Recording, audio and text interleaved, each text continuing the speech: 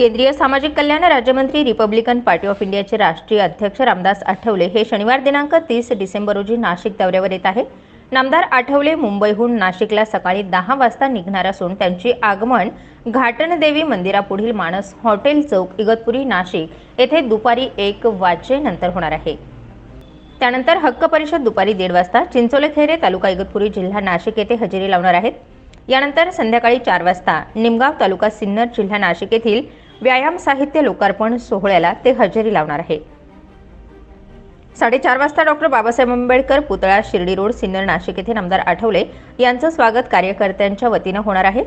सायंकाळी 5 वाजता डॉक्टर बाबासाहेब आंबेडकर नगर सिन्नर नाशिक येथील संपर्क कार्यालयाच्या समारंभासाठी ते उपस्थित राहणार आहे। 5:30 वाजता महामानव डॉक्टर बाबासाहेब आंबेडकर सभागृहासमोरील मैदान सिन्नर नाशिक येथे जाहीर सभेचं आयोजन करण्यात आलंय।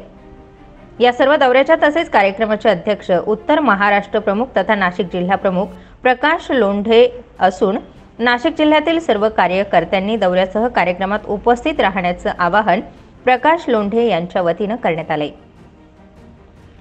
केंद्रीय मंत्री रामदास आठवले हे 30 डिसेंबर रोजी नाशिक दौऱ्यावर येत आहे। त्यांच्या या दौऱ्यावेळी सर्वांनीच उपस्थित राहण्याचं आवाहन करण्यात आले। स्टार 24 फास्ट न्यूजसाठी सिद्धार्थ लोखंडे, नाशिक।